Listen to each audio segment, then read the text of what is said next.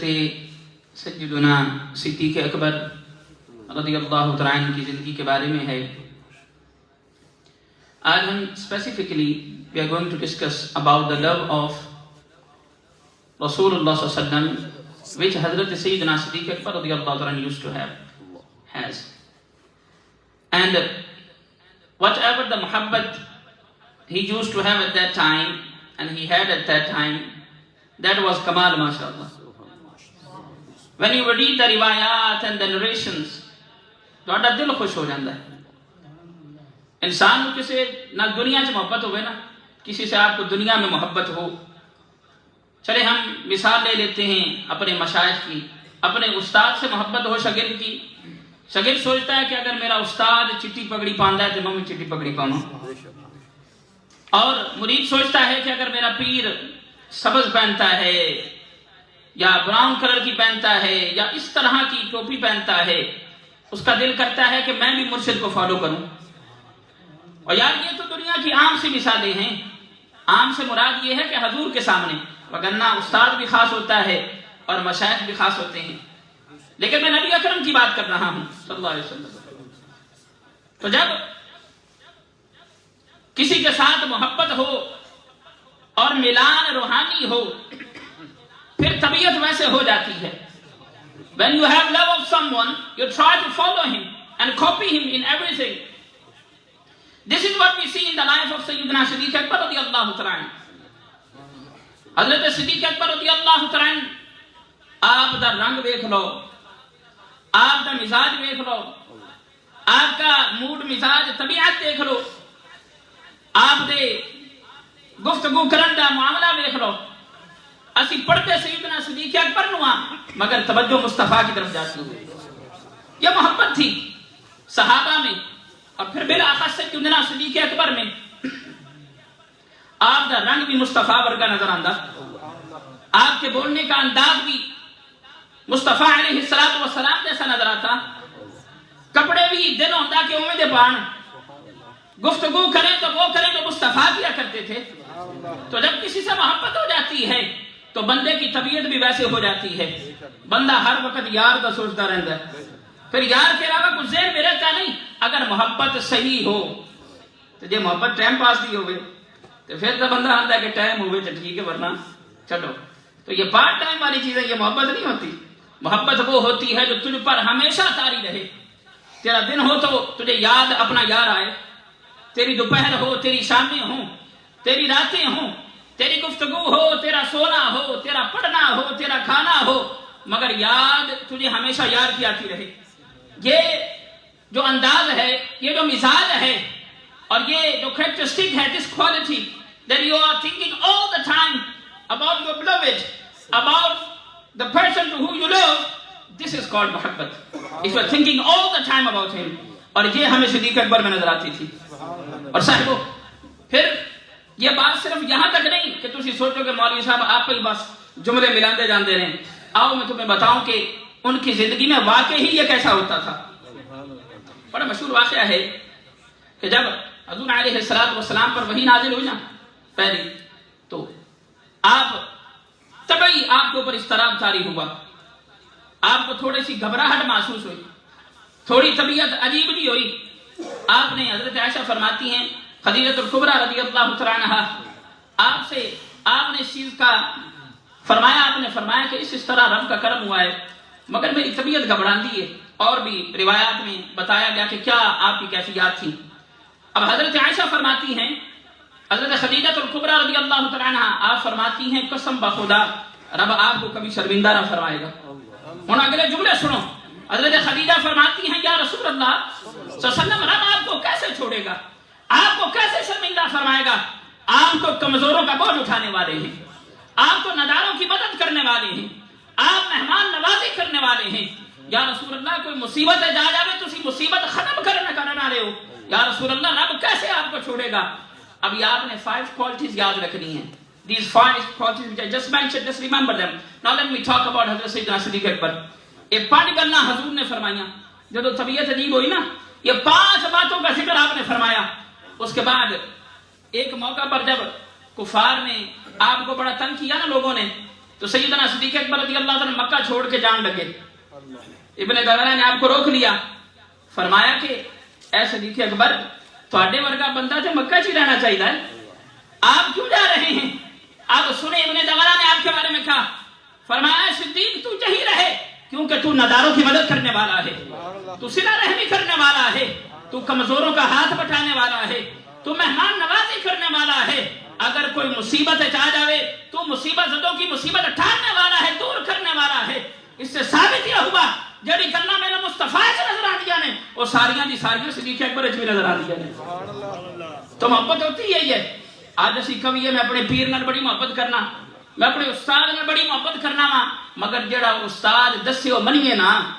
ہم کہیں تو صحیح ہمیں امام سے بڑی محبت ہے, اپنے باپ سے بڑی محبت ہے, اپنے شیخ سے بڑی محبت ہے, مگر شیخ کبھی نمازاں پڑھو صدقے جانیاں پر مسیطیں نہیں آنیاں, میں صدقے جیسا پیر صاحب پر مسیطیں نہیں آنا میں, تو پھر ہم اپنے اس دعوے میں جھوٹے ہیں, ہم اپنے اس دعوے میں جھوٹے ہیں. یہ تو عام عادات و اخبار ہیں. مگر آپ دیکھیے تو صحیح کہ گفتار میں بھی, رنگ میں بھی, کمال میں بھی, جمال میں بھی جب صدیق کو دیکھتے ہیں مصطفیٰ کا چہرہ نظر آتا ہے, حضور علیہ السلام کی شخصیت نظر آتی ہے.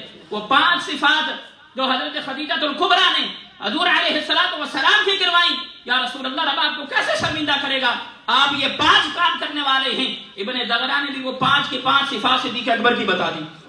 اے صدیق آپ نہ جائیے کیونکہ آپ یہ 5 کام کرنے والے ہیں. پھر جمع الجوامع میں ایک بڑی خوبصورت روایت ملتی ہے.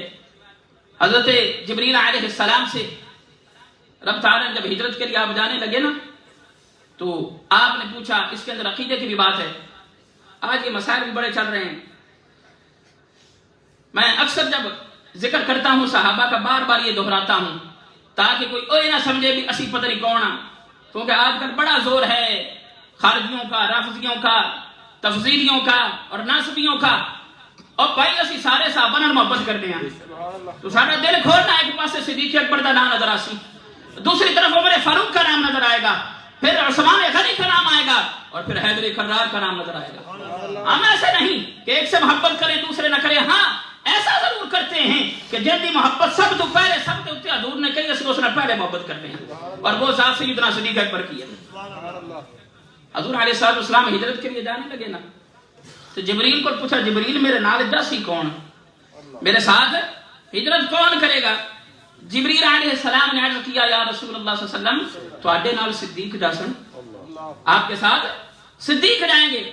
اور فرمایا آگے جبریل علیہ السلام عرض کرتے ہیں, یا رسول اللہ صلی اللہ علیہ وسلم یہ صدیق عام نہیں, یہ وہ ہے کہ آپ کے بعد آپ کی امت کو سنبھالے گا اور امت میں سب سے افضل ہے اور سب سے زیادہ مہربان ہے.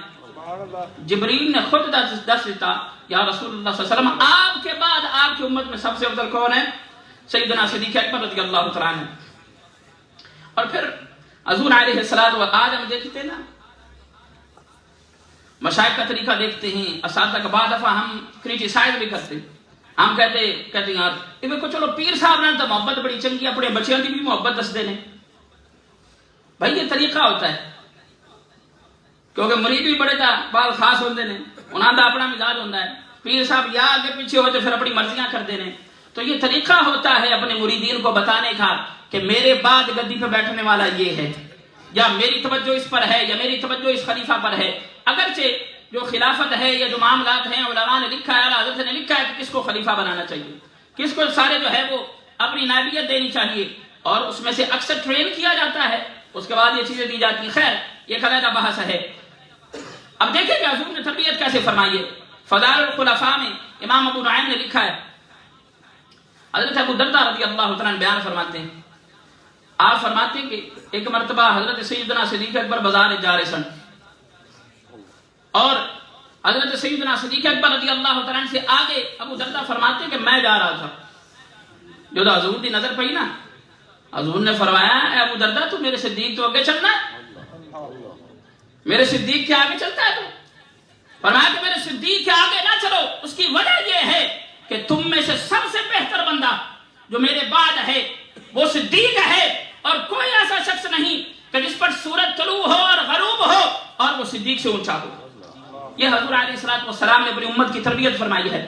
اس سے ایک بات یہ بھی ثابت آتی ہے, اگر آج ہم میں علم سے اونچا ہو، ہمارے والد ہوں، ہماری والدہ ہوں، سر خواتین کو ایک طرف رکھیں، ہمارے والد ہوں، ہمارے اساتذہ ہوں، ان سے آگے نہ چلا جائے، ادب کے ساتھ چلا جائے یا پیچھے چلا جائے۔